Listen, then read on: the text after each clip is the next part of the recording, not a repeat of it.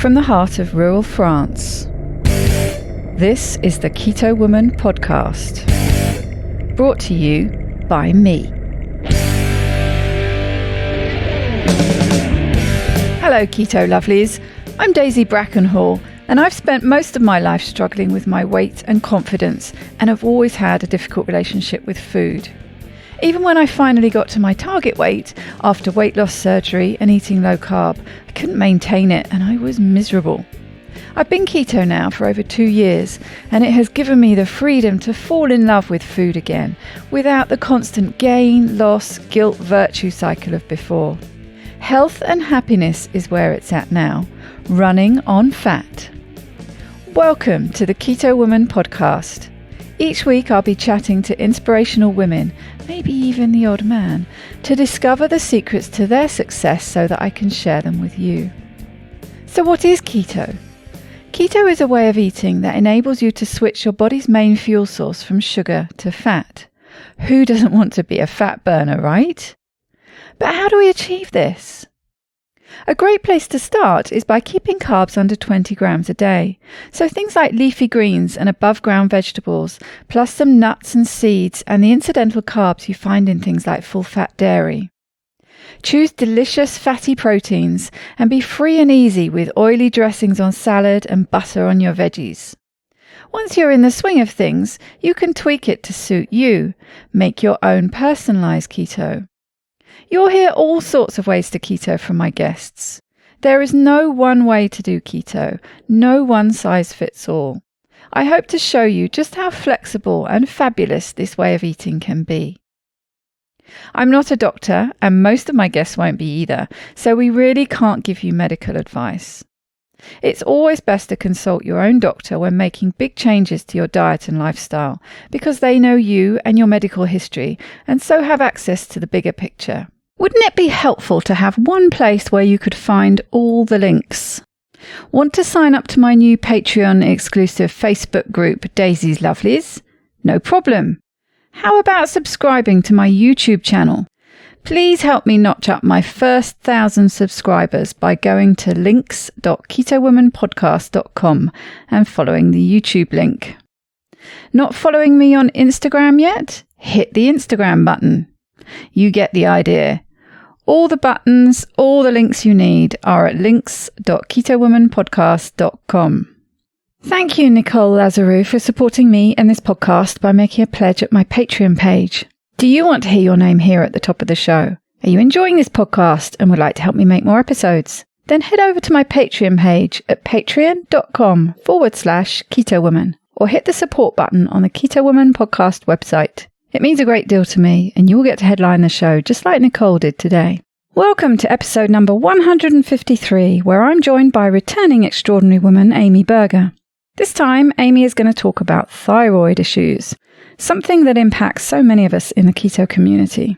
Most of you will know Amy already and have listened to her previous episodes. If you haven't, do go back and check them out. I'll put links in the show notes, but you can listen to Amy in these episodes. Number 137, When Keto is Simple but Not Easy. Number 42, when Amy and I were live at KetoFest 2018 answering audience questions. Number 34, Some Common Stumbling Blocks in Keto. And number 25, her first episode, which was about dispelling keto myths. And remember to listen out for an episode that will be coming out towards the end of the year when Amy and Eric Westman release their book. Amy Berger, MS-CNS, is a US Air Force veteran and certified nutrition specialist who specializes in low carbohydrate and ketogenic diets. Her motto is Keto without the crazy, clearing up the confusion and making keto straightforward and simple to follow. She blogs at chewitnutrition.com, where she writes about weight loss, metabolism, diabetes, thyroid function, and more. She has presented internationally on these topics and is the author of The Alzheimer's Antidote, using a low-carb, high-fat diet to fight Alzheimer's diseases, memory loss, and cognitive decline. I always enjoy my chats with Amy. I definitely subscribe to her approach in making keto as easy and accessible to everyone who could benefit from it. Adopting a keto way of eating is all about making it work for you. Remember that. It's not about trying to squeeze yourself into a set of predetermined rules, but about really figuring out what makes you feel good. So without further ado, let's dive into another chat with Amy.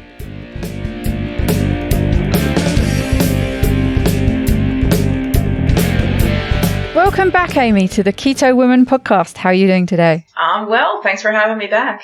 Well, it's nice to see you. You're definitely a podcast regular. Go down very well with the listeners. We mentioned last time we recorded, which was, it was only a couple of months ago. It was at the beginning of summer, wasn't it, I think? Yeah, I think so. It doesn't feel like it was very long ago. It doesn't. You were talking about doing some work outside and the weather was nice. So I think it was somewhere at the beginning of summer. But we mentioned then that you were going to come back to talk about thyroid. Such an important topic that impacts so many people, women in particular. It's one of those things that I think predominantly affects women. Obviously, it does affect men as well, but it does seem to predominate amongst women and quite often goes A, undiagnosed in the first place, and then B, even if it does get diagnosed, either gets mistreated or doesn't get treated sufficiently. So I don't know where you want to start. Anywhere you like, really. I guess starting right back with maybe what is the thyroid and how does it all work? Why is it so important?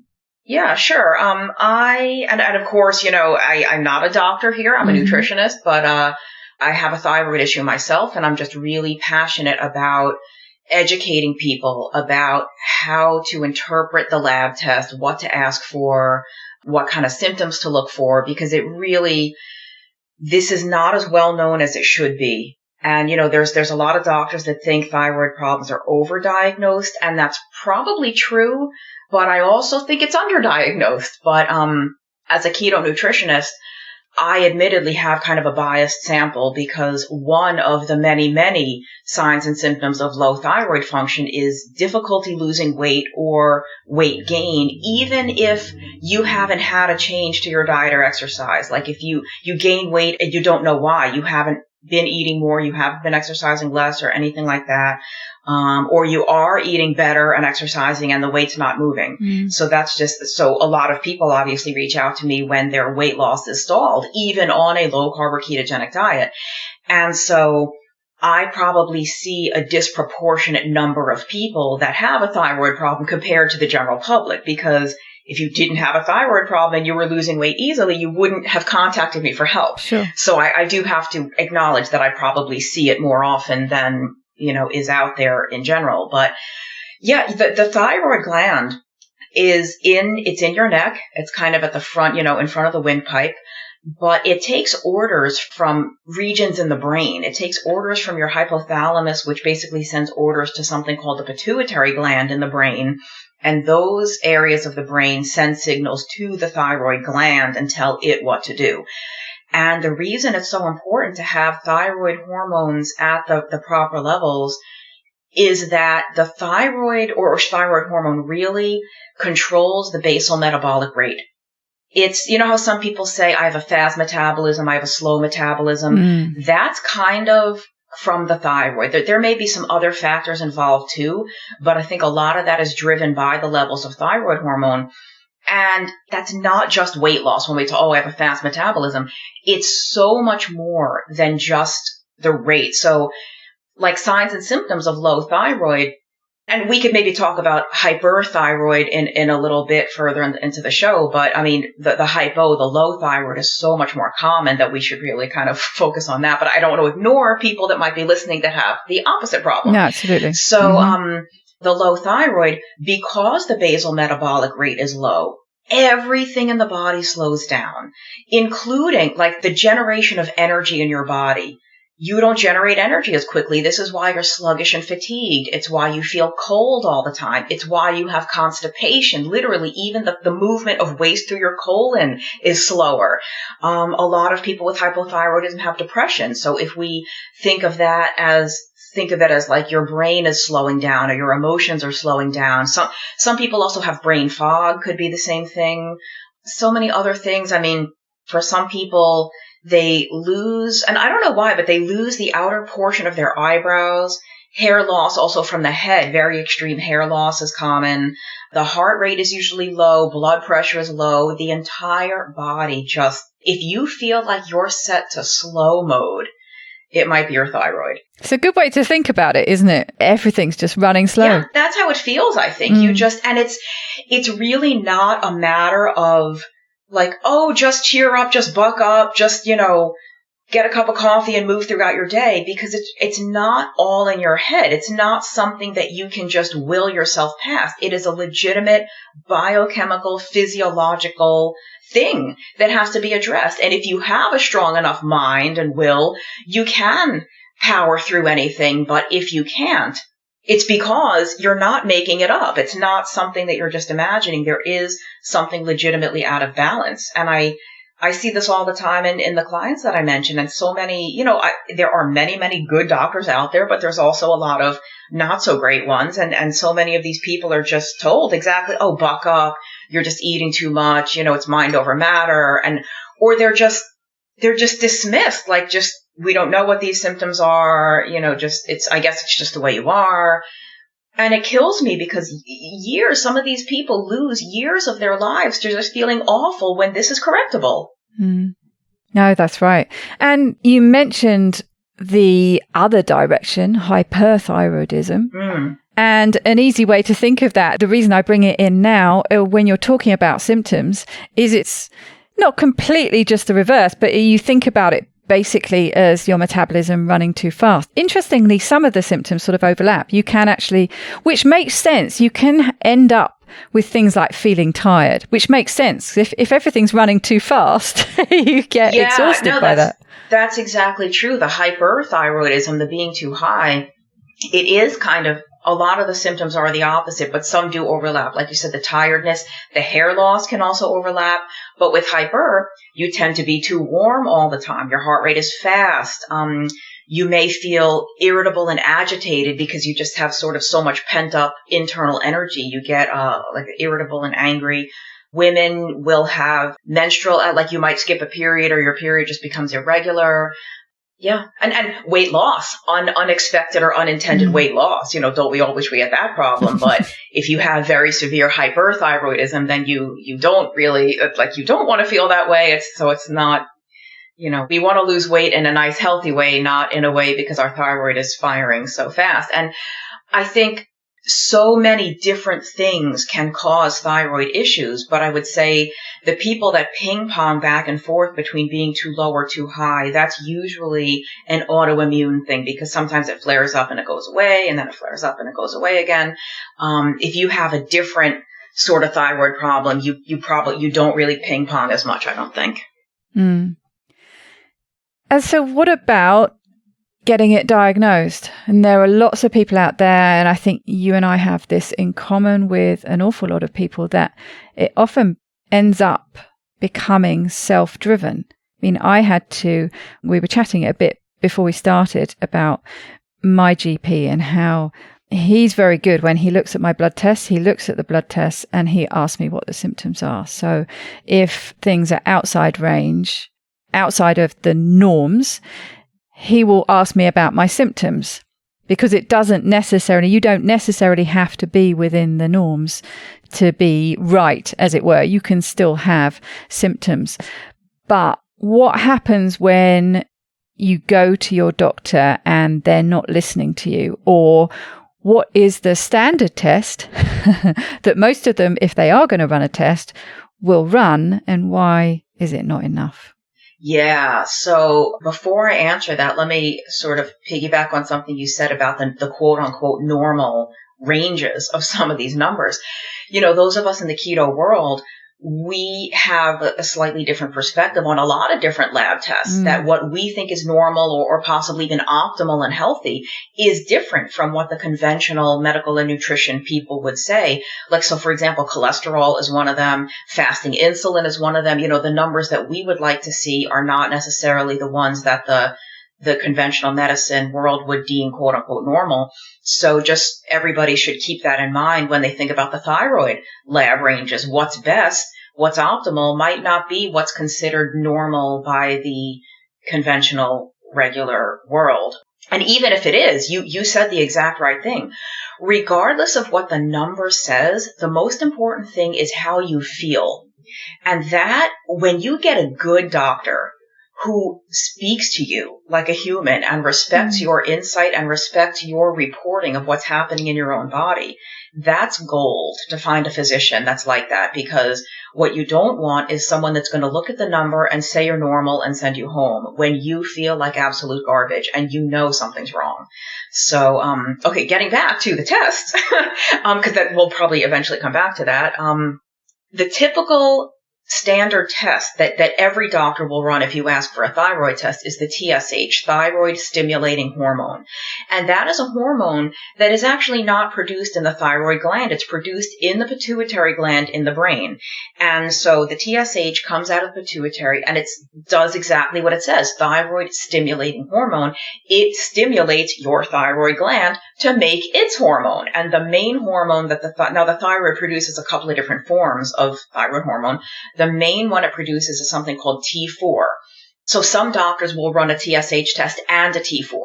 Because let's say your TSH is normal, but your T4 is really low. Well, then there's some disconnect between what the message the pituitary is sending and what the thyroid is doing in response to it. And for some people, that's totally sufficient. If those numbers are out of whack, then okay, you clearly have a problem. But in a lot of people, I see this all the time, the TSH is normal. Sometimes the T4 is even normal. But when you dig deeper and look at some of the other thyroid-related hormones, they're low or high, depending on the situation. So if a doctor only ever looks at those one or two standard tests, they're going to completely ignore this whole other problem. It's just like when, we talk about this all the time in the keto world, when they only measure glucose and they don't measure insulin. Mm. And so they tell you, well, you're not diabetic. I don't know why you have PCOS. I don't know why you have a fatty liver. I don't know why you have A, B, and C conditions, because they're not looking at the insulin. So when you're not looking at these other thyroid hormones, that's why this is so commonly either undiagnosed or improperly treated, I would say. Mm. And tell us a bit more about the difference between T4, T3, and then getting into free T4 and free T3 is something that you see coming up in tests. And what's the difference there, and why do we produce more of one than the other? Yeah. So the thyroid gland, like I said, mostly produces T4. And just for a little gee-whiz information for people, that these numbers, T4, T3, that stands for the number of atoms of iodine that are attached. So thyroid hormone is the amino acid tyrosine with some other stuff on it, and it's got atoms of iodine attached to it. And the T4 has 4 atoms of iodine. The T3 has 3 iodines. There's also T1 and T2, which just no one ever really talks about those. So this is why you might have heard, if you have low thyroid, to supplement with iodine. But if iodine deficiency isn't the problem, and that actually rarely is the problem in the industrialized world, then iodine supplementation isn't going to help.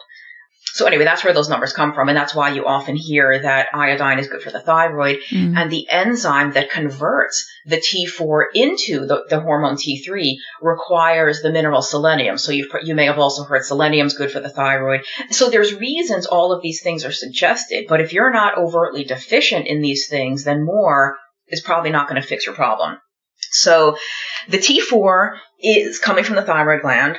But the T3 is the much more powerful sort of bioactive form of the hormone. And the thyroid gland does produce a little bit of T3, but most of the T3 happens when the T4 is converted to T3 inside its target tissues, in the tissues that it's supposed to have an effect in. And when hormones circulate throughout the blood, they are typically attached to a binding protein. Because if they were just floating around the blood free, they could latch on anywhere and have an effect that you don't want it to have in some tissue you don't want it to have it in.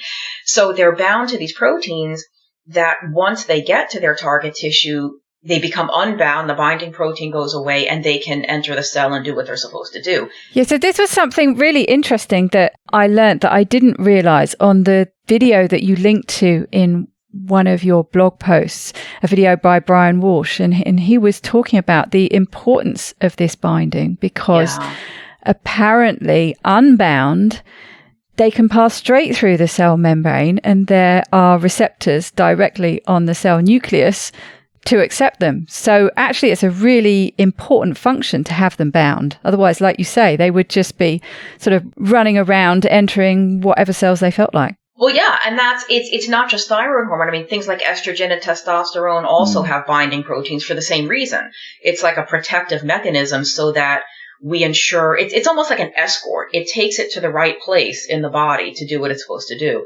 But so that the hormones that are bound to the protein are not really active. They have to be unbound in order to have the effect.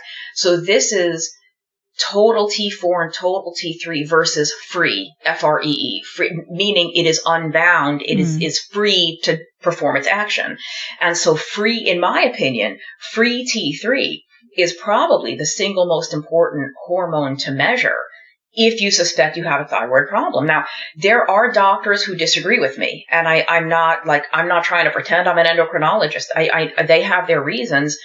Supposedly T3 is very volatile in the blood, so it's very time dependent. So depending on what time of day you test and different things, I still think it's worth testing. I mean, all I know is that when I, started to work with a doctor to really try to get to the bottom of my thyroid stuff, I brought a historical spreadsheet of my number because I had tried to work with a different doctor and didn't have success, and I moved on to somebody else that was better able to help me.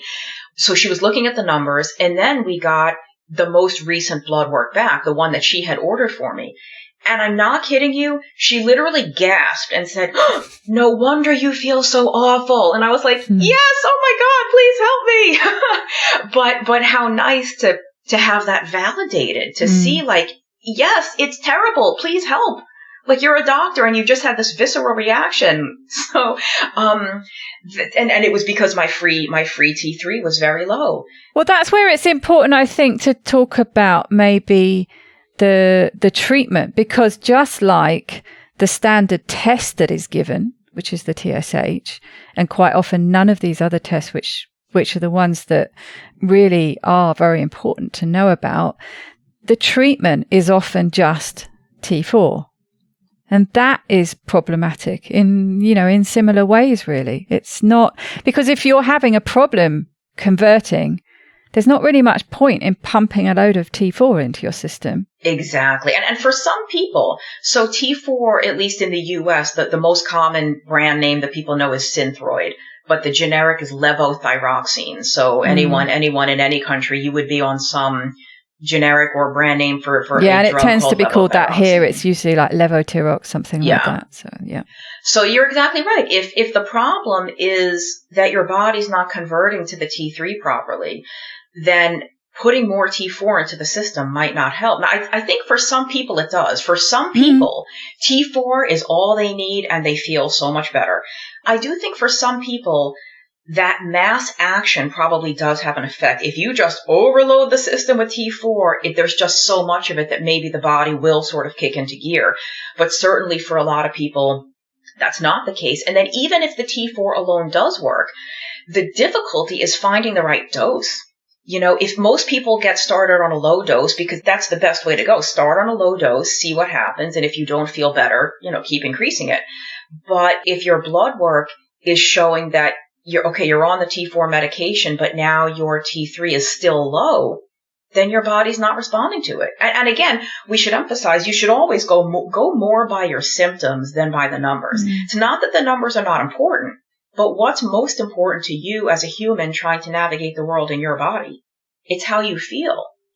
And I want to go back to one more hormone that's important that we skipped over, but I also want to say, if you are medicated, if you take thyroid medication, that TSH hormone, your level will be low when you test, and that's normal. Normal meaning because you're taking thyroid hormone from the outside, your body's production of TSH is suppressed, but that's a normal expected reaction when you have thyroid medication. So if you've ever had a blood test and you're on thyroid medicine and your TSH is low, that's expected when you're medicated. The other hormone I want to mention before we forget is reverse T3. And this is very rarely tested, except if your doctor is savvy and they get you the comprehensive panel, because, so many different things can be the reason why you're not converting the T4 to T3 well, or why you're not producing the T4. I mean, that's the problem with it. Can be very, very hard to identify why. You can see what the problem is. The question is why. And that's not always so easy to figure out. And where in the process the problem's occurring. It's so nuanced, isn't it? Yes. And the numbers can kind of help, because let's say if your TSH is normal, but your T4 is low. Okay, well, that's maybe a thyroid gland problem. If your T4 is normal, but your T3 is low, well, the thyroid gland is producing plenty of T4. It's just not being converted into the T. So it's sort of, you can kind of identify, but even then it's not an exact science. It's more of an art. But the reverse T3, I like to think of it as an imposter T3. It looks like T3.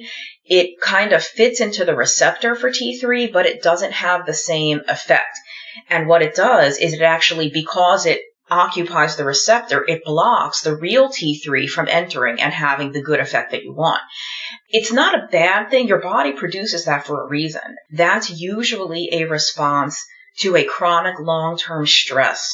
It's your body's way of protecting you, right? If you were in a really stressful situation and your body was kind of powering through and on overdrive all the time, you would burn out. You would eventually collapse. And so in order to protect you, your body converts some of that T4 into reverse T3 rather than the regular T3 in order to force you to slow down. Because if you have hypothyroidism, you'll slow down whether you want to or not, because you'll be tired and depressed and cold and constipated, and you'll have fatigue. I mean, I don't mean to laugh, but it's your body's defense mechanism.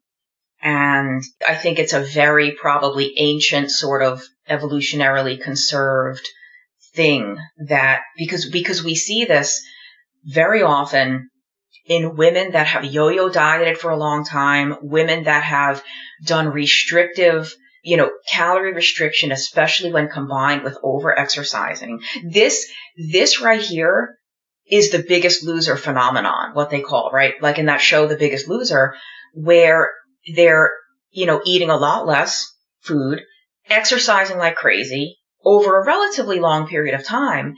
And what happens? They almost all regain all the weight back. Because when you stop that, your body shuts down. Your thyroid gland will not allow you to continue operating at that level.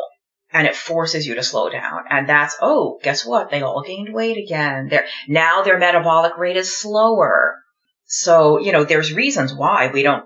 It's a shame that happens. It sucks that happens, but there's kind of a logical explanation why. I think we often tend to forget that the human body is designed to protect itself. It's designed to keep all these different things in balance. And it's only because everything about our environment, about our lives has become so out of balance, it just throws it off. Yeah. And, quite often starts attacking itself with autoimmune disorders. But all these processes just get disrupted, don't they? Yeah. And in terms of the testing with the reverse T3, I don't think this is very well known, but I am in contact with a nurse who's a PhD that specializes in this. And she, even when your T3 is normal, in the normal range, if your reverse T3 is elevated, and it might not even be high based on the lab, but if it's on the higher end of the normal range, supposedly the ratio of that reverse T3 to regular T3 can be indicative of a problem. Even for my own personal situation, I accept the fact that, because I'm on thyroid medicine myself, I accept that there's a reason this is happening to me. This isn't happening for nothing. What is my body telling me? What am I doing that's causing this to happen? And it's not a blame situation. It's more like an educational, what can I change to improve this and make this go away? Like, I would like to not be on thyroid medicine for the rest of my life. The only people that should ever really need to be on it for their entire lives are people that have had their thyroid glands removed or like irradiated through, there's thyroid cancers and stuff where they basically destroy your thyroid. You absolutely do have to be on medication then. But if it's just an imbalance, When I dig deep enough, I think I know why this is happening and I can correct it, but it's probably going to take a very long time because it's a lifestyle thing. And I think for most of us, if we really look at our lives, we can figure out what's going on, and then it's a matter of correcting that. But why should we feel terrible in the meantime? Like, over the course of me correcting this, can I please have some medication so I can feel like a normal, alive human while I work on my situation? I guess that's my operating philosophy. It's a very interesting question. I've certainly thought of it as a lifelong need for the medication. It's what I've been told.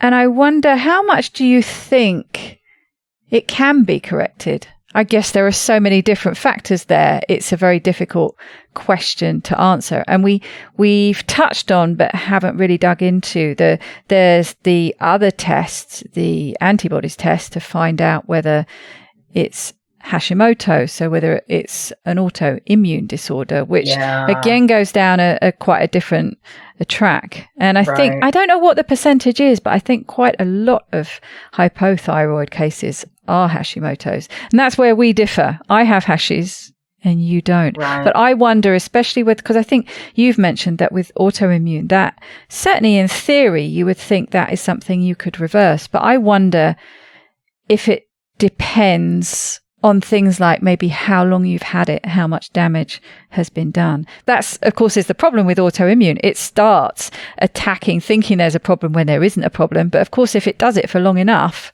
it will create the problem. Yeah, I think so. Hashimoto's is the autoimmune low thyroid, and Graves' disease is the autoimmune high hyperthyroid. And I think Hashimoto's is probably the most common thyroid issue. And yeah, I don't have that because my antibodies are normal. And I think there are certainly reports of people, especially in the low carb and keto world, who do a ketogenic diet or a carnivore diet and they get better. And not just with Hashis, but with sort of a lot of other autoimmune conditions. Because when autoimmunity is not really my area of expertise, but supposedly when you have one autoimmune condition, you almost always have enough. It's almost never just one. Come in packs. It's always usually because the problem isn't with the thyroid gland. The problem is the immune system. So what else is it attacking in your body? So I think there are reasons why something like keto or carnivore helps with that. But clearly you're doing keto and it's maybe not helping, or maybe possibly your situation would be worse if you weren't doing keto. Yes, well, I've definitely seen an improvement in the antibody levels. So yes, there's definitely been a positive effect. But whether I could ever get to the point where I didn't need to take any medication at all or not, I don't. I'm doubtful with that. It would be great if that was possible, but yeah. And I mean, to be clear, I am not a medication shamer by any means. If something helps you, thank goodness for this. This medication has saved my life. And that's not an exaggeration. It was really, really bad at one point, and this medication completely helps me. And so, as they say, better living through chemistry. If you're on a drug that is noticeably helping you, we don't need to be anti-medication in the low carb world. But I don't think it's easy to get off of thyroid medication, whatever the problem may be. I don't think it's easy, but I know it can be done. And not always, though. There will be situations where you just have to take the medication for the rest of your life. Well, ultimately, yes, if you need to support thyroid function, you need to support it. But I guess it's like with a lot of these things. And I don't think that thyroid medication actually comes loaded with many, if any, negative side effects. I don't know about that, but I guess the problem is overall that if you're taking it and that is not masking so much, but it's keeping you going when there's an underlying condition that you could be correcting or at least making a bit better. And this is pretty well always, we're talking about lifestyle changes. It's a band-aid really, isn't it? You're carrying your system on, but you could be improving things dramatically by changing those underlying factors. I feel like I'm in the exact situation you just described. I take responsibility for this. I didn't mean for it to happen. I didn't want it to happen, but it happened. I didn't always need this medication, so hopefully I won't always need it in the future. But I think, and my dose, here's something really important for people to know. your dose might need to be adjusted, periodically, every couple of months, every couple of years. Again, go by how you feel. If you felt great on your medicine for 6, 8 months, a year, then all of a sudden you kind of don't feel well anymore, you might need a higher dose or a lower dose. Like right now, I'm on a lower dose than I used to be, significantly lower. And I don't feel quite as good as I did, but I certainly still feel better than before I was medicated. So that tells me that, like if I'm doing well on a lower dose, that tells me that something inside me is getting better because I require less medication. And I think that's how you can measure it too. Like if you had hypo symptoms and then you get on medication and you're doing really well, and all of a sudden now you're starting to have hyper symptoms, you have to know that it's not autoimmune. You're starting to feel hyper. You're probably over medicated because now your thyroid's too high, but that's a good sign because maybe something inside you naturally has gotten better that you actually require less medication. So you really have to check in with yourself every couple of months and see. And I've made the mistake of needing a dose adjustment and not realizing and letting it go 3 weeks, 8 weeks of feeling awful. And then finally, oh, this is probably my medication. And you would think that would be like an obvious thing to me. And we are our own worst clients and patients. Yeah. And I guess it is an increased sensitivity, which is a good thing. I mean, you likened it to insulin sensitivity. Yeah. Which everyone who's into keto will know about. Increasing your sensitivity to insulin is a good thing. Exactly. So if your blood sugar improves and you're able to take less and less insulin over time and possibly stop it altogether, that's a good thing. So I think it's and you were also asking about the side effects with thyroid medicine. I think the side effects mostly come if you're just over medicated, if you're taking too much. Like you could have heart palpitations, hot flashes, like you're just overheating. Now, supposedly there's concern about, I don't know if it's with the T4, because if you just take T4, your body will kind of regulate the amount of T3 it produces. But if you take T3 medication, if you're on a high dose, they have concerns over the long term about atrial fibrillation and osteoporosis. But I think, again, I'm not a doctor, but I think that's a very rare thing. You probably have to be on a super high dose forever and ever. And because my doctor expressed that concern, and I said, listen, I appreciate your concern. I understand that that's a concern, but right now, in the here and now, my concern is feeling like I'm alive, is feeling like I am a human being versus a sack of goo that can't get out of bed and that is extremely depressed. And I would prefer to risk the AFib and the osteoporosis 30 years from now. I'll take that risk in exchange for feeling good in the here and now. And anyway, that's I appreciate that concern, but I think those outcomes are probably very, very rare, but they have to tell you about them in due diligence. No, absolutely. And again, we were discussing earlier, but we started treatment at opposite ends. You started with NDT, natural desiccated thyroid. I started with synthetic. In fact, I was on just T4 for, I don't know, something like 2 decades before I found out. I think it was the website that everyone knows about or should know about if they have particularly hypothyroid problems, and that's Stop the Thyroid Madness.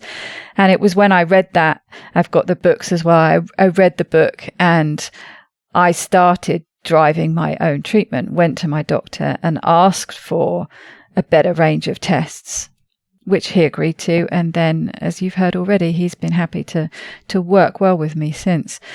So I started with that and ended up with a synthetic combination of T4 and T3. And I don't have another choice.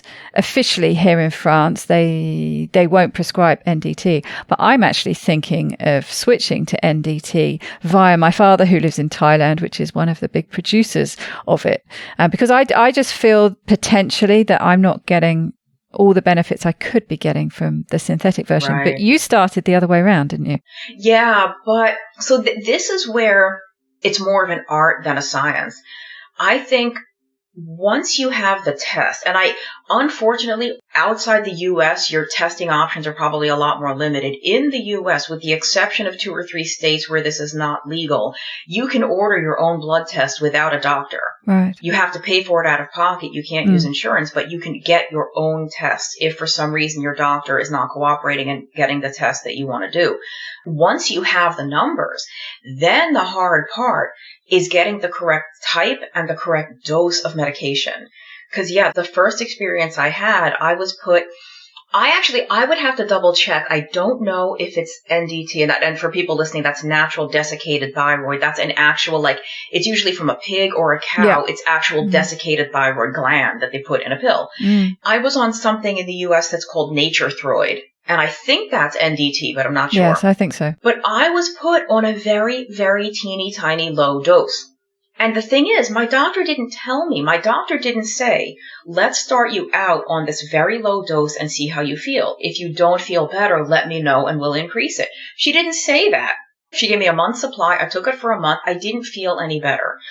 And instead of doing what I tell my clients to do, which is advocate for myself and tell the doctor, hey, can I try a different dose? Can I try a different type? I don't think it's working. I just kind of fell apart and said, well, I guess this isn't working for me. And it was 2 or 3 years later after the symptoms got so terrible that I went to that other doctor I mentioned, the one who gasped when she looked at my blood work. And she had a completely different approach. She gave me medication and she said, because it's a hormone, the effect will take place pretty quickly. This isn't something that takes months for you to feel the difference. You should feel the difference within a few days. So she said, take one pill, a day for 3 or 4 days. If you don't feel any better, take 2. Do that for 3 or 4 days. If you don't feel it, keep taking. Keep increasing it until you feel well. When you feel well, that's your dose. And it took me actually a few weeks to find my dose because I needed almost a scary amount of this medicine, like a ridiculously high amount. So it's no wonder looking back, because I never thought to look at the dose of medication. Thyroid medication, depending on what type you're on, the units that they use are very odd. Sometimes they use micrograms. Sometimes they use something called grains. If you're on half a grain, 2.5 grains, well, what the heck is a grain? It never occurred to me to look. Once I started feeling better on this other type and dose of medication, I said, let me go back and look. What was I initially on? Turns out it was a fraction of what I actually needed. So all that needed to happen that first time was she could have given me a higher dose, or I could have said, hey, I think I need a higher dose. But I didn't know. I didn't know to ask for that. And so I spent 2 or 3 more years feeling miserable until I got the right medicine. That's really the hardest part in all of this, is finding a doctor that will help you experiment with different kinds, because I don't think there's any right or wrong. Some people respond best to synthetic. Some people respond best to the natural, different doses. I just want people to feel better. I don't care what you take to help you do that. No, absolutely. Yeah. So you don't actually have a direct comparison. You don't know if NDT would have worked out quite well for you or not, because you never got to the correct dose. Yeah. What I do know, though, is, and I don't mean to talk about myself so much, but it's just like my own situation is how I learned about a lot of this. And some people out there might have this. We said earlier, my stuff is not autoimmune. And my problem is not even the thyroid gland, because everything was low on my lab. My T4 was low, T3 was low, the TSH was low. So my pituitary gland wasn't even giving my thyroid the signal to make the hormone. So my problem is further upstream in my brain, in the pituitary gland or in the hypothalamus. So for me, iodine supplementation probably isn't going to help. Selenium supplementation isn't going to help. I wish I could I would rather take TSH. Could I take TSH in a pill and let my thyroid gland do what it's going to do naturally? I don't think that exists. I don't think they make TSH in a pill. But so for me, the fact that my TSH was always low, and I mean before I was medicated, because we mentioned once you're medicated, your TSH will be low, and that's to be expected. Before I ever took medication, everything was low, and that's what tells me the problem is not my thyroid gland. It's the things that are before the thyroid gland and the whole cascade.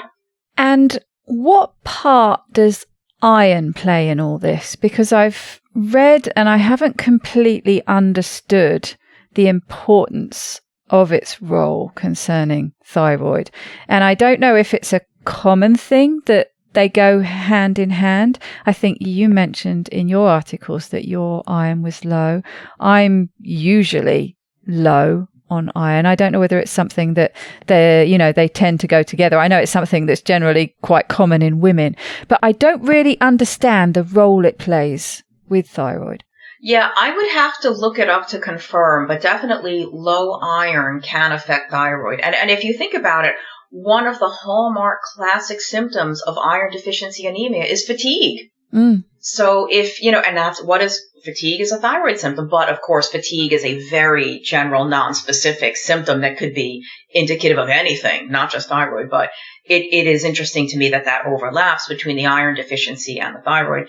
I think, again, I would have to confirm, I think iron is required to make the thyroid hormone protein, like to put the iodine atoms onto the tyrosine molecule. That portion might require iron. Right. I could be wrong, but iron for wherever the step in the process is, you do need iron for thyroid. And I do think iron deficiency, or if not deficiency, then like a subclinical insufficiency, is probably more common than we realize, especially in women of reproductive age who lose blood every month. They typically recommend not supplementing with iron, but I think reproductive age women, some of us could benefit from it. Mm. Yeah, I mean, I've pretty well always had to. I'm very bad at supplementing, actually, but I do need to. Interesting, actually, that my latest blood test results, I wasn't deficient like I usually am, and I wonder if one of those reasons is what you just mentioned, is that I'm now the other side of menopause. So maybe it could that be. is the reason, because I haven't been supplementing, but my levels they're not great, but they're, tidily within the lower end of the range at least. Yeah. And they've, for years and years and years, they haven't been. They've always been either right down at the bottom or, deficient. Yeah, if you're wonder if that's the change. That could be a factor, because I know they don't typically recommend iron supplementation for men or women who are past reproductive age, unless you have a known deficiency, then of course you would supplement. No. Interesting. It's fascinating, isn't it, how all these things interact with each other. And what about low carb and thyroid? I mean, we've been talking and we've both seen improvements in our health from adopting this kind of lifestyle. But you do hear, as soon as you mention that you have an underactive thyroid, oh, you can't eat keto. You're not eating keto, are you? You need your carbs to keep your thyroid healthy. And then the other thing is, and I'm going to quote unquote with this, adrenal fatigue. Perhaps we could dig into that a little bit. Yeah, this is very controversial stuff.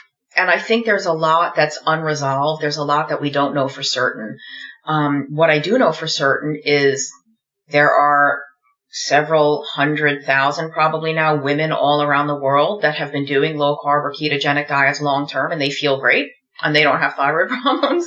We mentioned earlier that there's, especially if you have the autoimmune, going low carb or keto seems to actually help a lot rather than making it worse or inducing it.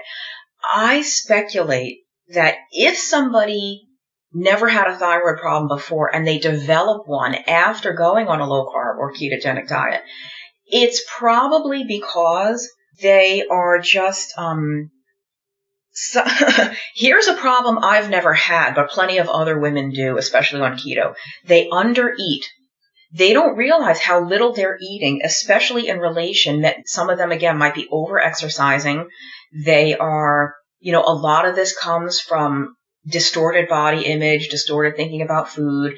And when you do that for a relatively long period of time, you will mess up your thyroid. You will become fatigued. And it's not necessarily the lack of carbs. I think it's just inadequate total food energy, inadequate calorie intake, coupled with not enough rest and not enough sort of recovery from your workouts. And clearly that's not always the case, but that's what I suspect when this is happening to people. But I also, I could put in a little plug for a book that I'm writing with Eric Westman that'll be out in December. It's called End Your Carb Confusion.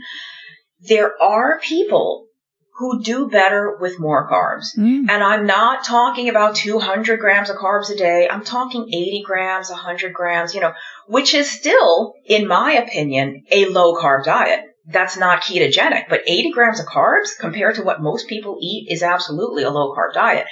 But it's especially for sort of younger women, I'd say 20s, 30s, maybe even early 40s, but mostly 20s, 30s, that are really, really athletic and eating super, super low carb. Because unfortunately, in our community, as much as keto is so wonderful and so therapeutic, there are people doing it who don't need to do it and who it may actually not be the best thing for. And adding literally a sweet potato a couple of times a week at dinner or a serving of black beans a few times a week, just completely turns things around for these people in a good way.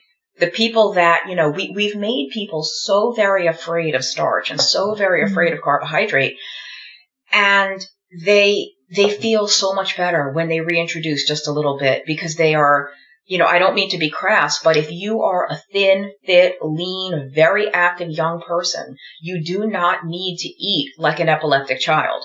You do not need to eat a 3-to-1 ketogenic diet. In fact, you will probably feel and perform better with a little more carbohydrate. So I'm not opposed to that. If people feel better when they eat a little bit more carbs, do it. And they do. And not for everybody. This is definitely an individual thing. Now, I don't really know what the mechanism is for that. I mean, I don't know what the mechanism is necessarily for thyroid specifically. For overall energy and well-being, I think there's a lot of reasons why that happens with just a little bit more carbohydrate. But I think people should do whatever works. But if you are overweight and sedentary and you have a thyroid problem, I would not recommend more carbs for you. But again, if you're in sort of this other situation, then that's the diet that somebody feels best on can be very different depending on their individual circumstances. And I think that's something that is missed in the keto world. People will follow a certain guru online who's telling you to do a certain thing, but it's not maybe the best thing for you. If you might be listening to a doctor that is used to treating people with morbid obesity and type 2 diabetes. If you are a six-pack ab kind of young guy, that advice may not be the smartest thing for you. It's not that advice is harmful. It's just not appropriate for your situation. No, I agree 100%. I can remember Amber O'Hearn saying, if you didn't, she feels like, not that she has to, but she feels best eating a carnivore diet. But she has said, why would you eat that way, such a restrictive way, if you didn't need to? If you do as well as she does on carnivore, on keto, all power to you. If you do as well on low carb as somebody else does on keto, great. If you do better, higher carb. It really depends on so many different factors. And I will say to people, actually, why would you restrict yourself to keto? As fabulous as I think it is, there are things I miss. And I'm not talking about, there's a small part of my brain that is talking about things like pizza and all those refined high carb things, of course, but I'm not talking about that. I'm talking about having more of the whole food things that intrinsically there's nothing wrong with, potatoes, legumes, things like that. Having some hummus, those kind of things. Why would you cut those things out if you didn't need to? Right. Yeah. And I think I could eat a lot of those things in moderation, but my personal problem is that most of those things, I can't eat them in moderation. It's a mindset, it's a behavior problem for me. And that's why I, quote unquote, have to restrict to keto, because that's when I start feeling in control of things again. But it completely depends. I'm the exact same way. Yeah. Certain things like if I'm at a restaurant, I could order a certain thing because I'm limited to whatever portion same. they give me of a starchy item, but it's something that I can't really reintroduce into my own diet on a regular, like to keep it in my house all the time. I'm better off not doing that. It's one of my rules at restaurants that I will have chips or fries if you're American. One of the rules is they have to be good. If I've seen them on somebody else's plate and they don't look great, I won't bother. But if they look like they're good chips, then I'm having some of those. But that's my rule, and it works for me. That won't suddenly start an avalanche. Right. It's my rule. That's the only time I have it when I'm out in that restaurant. It's a limited portion. It's a limited time. But I can't have it in my house. Because you're only going to eat as much as they give you. That's the max that, unless you order a second or third helping, which no one ever is really going to do. Yeah, I think there's a lot of people being very, very strict with keto who don't really have to. And if you want to, you can, but I think there's a lot of fear out there about food now, and people are restricting things that they might not have to be restricting so much. No, it's really an individual thing, and everyone can have different rules and different exceptions. Coke Zero, Crack Zero, as I like to call it. I have come to realize I cannot just have one. I used to think I could, and I keep trying to persuade myself that I can get away with it. I'll just have it. I'll buy one from the fridge in the supermarket, and that will be it. But it's not, because I get the taste from it. And then it becomes the next time I'm at the supermarket, I have it. And before I know it, I've bought a 6-pack. I've brought them home, and by the next week, I am mainlining the stuff. Yeah. And then I have to get off it again. So I've just had to accept I simply cannot have it ever. Yeah, I am the same way. There are certain foods that are perfectly acceptable for low carb or keto that I don't buy anymore because I don't have control around them. And I just had to actually add a new food to that list that wasn't previously on the list, and that's pork rinds. Because I don't know if they call them pork rinds in Britain or in France. We call them pork. Actually, we don't tend to have those so much. We have what we call pork scratchings, which I think you call cracklings. It's they're harder. It's not the light puffy. Yeah. It still has the fat on them, so they're much harder. I can't even chew cracklings. It's harder, but depending on the brand. But I had to sort of make pork rinds what I call a red light food. It's just I can't have it because my serving size is the bag, whatever size that bag happens to be. It could be a very small snack size bag. It could be a gigantic economy family size bag. I will eat the whole bag. So pork rinds or cracklings are 0 carb. They're not 0 calorie, and I know we hate the C word, but that food energy still has to go somewhere. And it's just that loss of sense of control. And because, it's probably like you with the diet crack, me with the pork rinds or some other foods that I lose control around. You think to yourself, this time will be different. This time I'll just have one. It is never different. It's never different. And everyone listening knows exactly what we're talking about. It's never different. So that can't come into my house. There's a keto ice cream that's very popular right now that I can't have it just because it's low carb. Doesn't mean it's going to be something that's working for me. No, that's right. I'm currently on a sweetener and sneaky sugar free month. And I have actually added to that nuts because they're a problem, and the higher sugar dairy. So things like cream and cream cheese. Yeah. And yes, first week, very, very difficult, but it does get easier. And overall, and this is something that comes in with what you just mentioned, calories or energy intake, let's call it, because nobody likes the C word, but my appetite has gone down.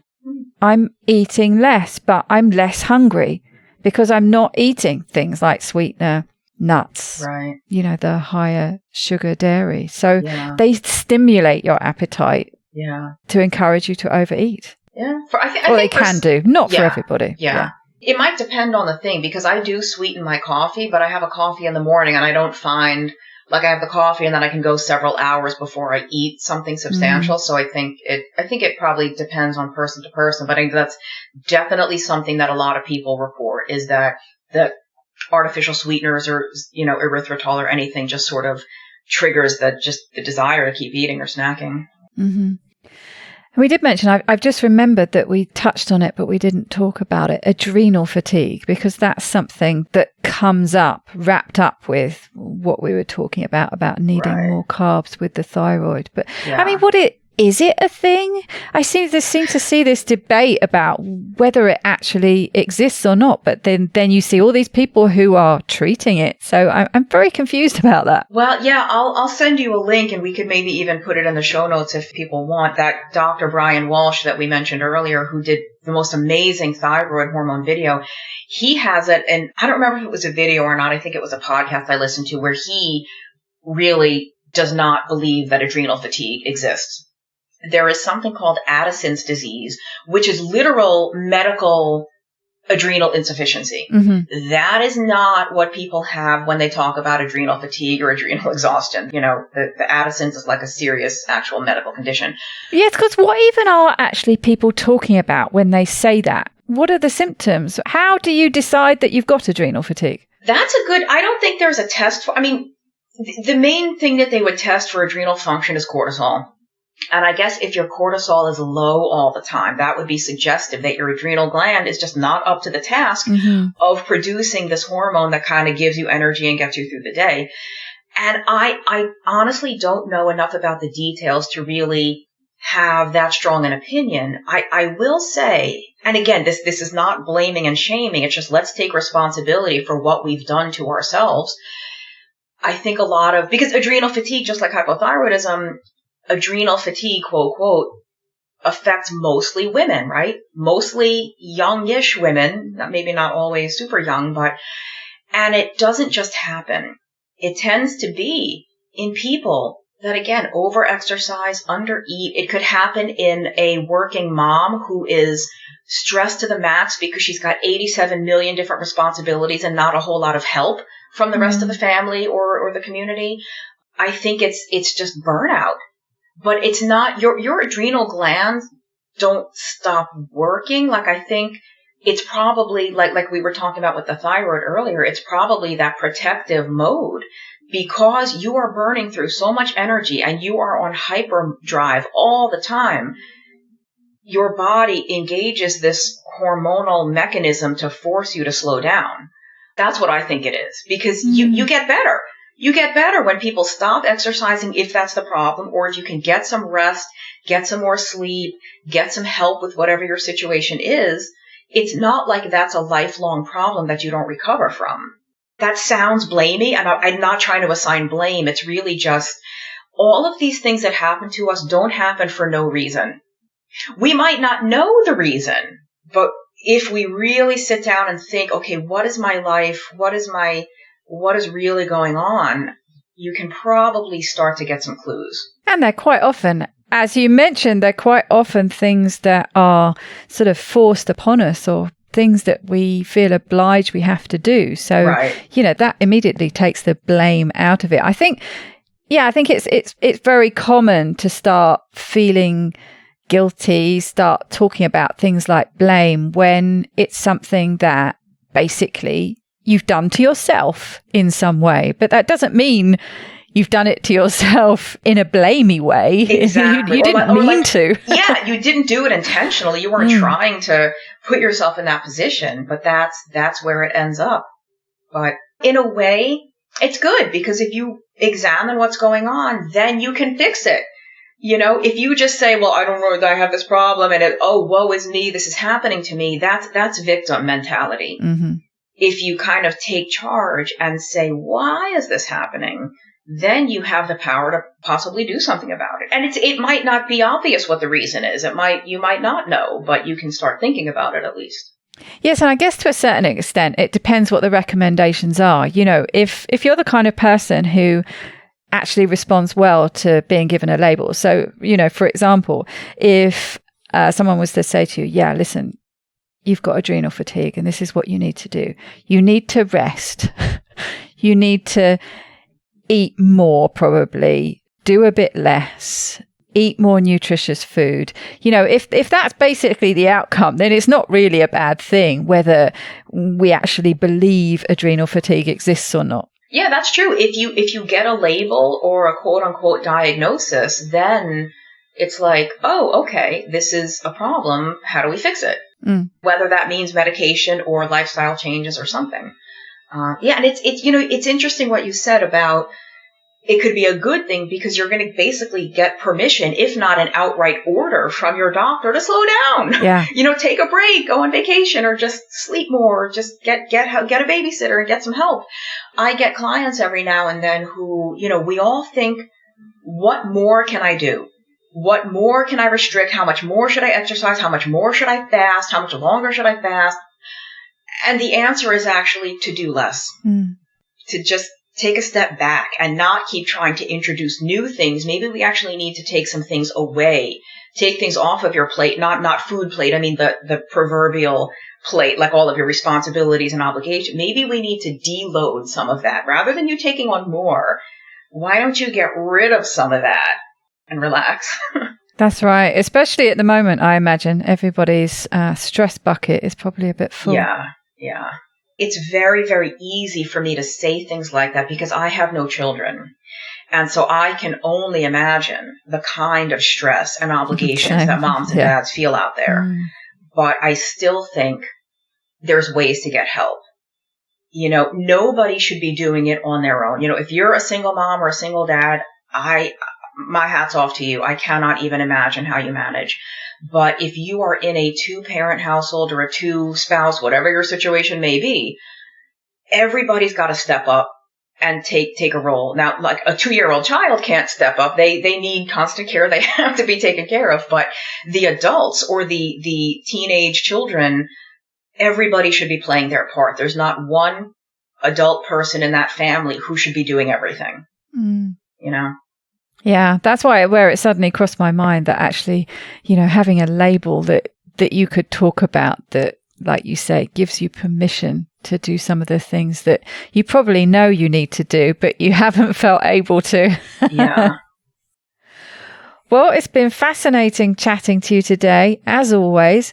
And you're going to have to come back when this book you and Eric are bringing out. When did you say? December we can expect it? December in the U.S. I'm not sure if it'll be the same release date outside the U.S., but in our country, December. Oh, just in time for Christmas. Perfect. Yeah. Good Christmas present. So everyone can read it and then start the diet in January, right? Perfect timing. Yeah. Well, I look forward to that. Maybe you could leave us with a top tip. Oh, you always ask that, and I'm so unprepared. I forgot to remind you. I'm unprepared today. I guess in keeping with the theme, don't give up on yourself. If you are out there and you don't feel well, and nobody's been able to identify why, and you don't know why, don't give up. Keep looking. There's an answer. It might be hard to find. It might take a long time to find. Don't just roll over and play dead. My mother did that. May she rest in peace. My mother had a lot of health problems, and she did not stand up for herself. She did not try to really do her own research and try to figure out what was going on. If you've got something going on, just keep working at it. Keep looking, keep researching. Even if you're doing a low-carb or ketogenic diet, something might still be, look at Daisy and I both are doing keto, and we need medication, and I'm not ashamed of that. So if keto has not magically fixed everything in your life, don't feel bad about that. Yeah. Perfect.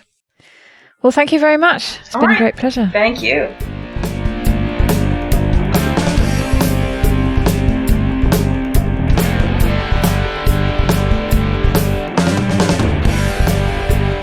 To get the resources and links from this show, please go to ketowomanpodcast.com/episodes.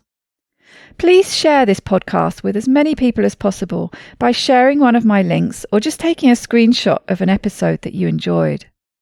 Reviews really help raise the profile of the podcast, which gets it in front of more people, but also helps me attract a wide variety of guests. So please take a minute to leave a review on whichever podcast app or platform you like to listen on. It doesn't go unnoticed by me, the people who regularly like, share and comment on my posts. Your support really does mean the world to me. Thank you.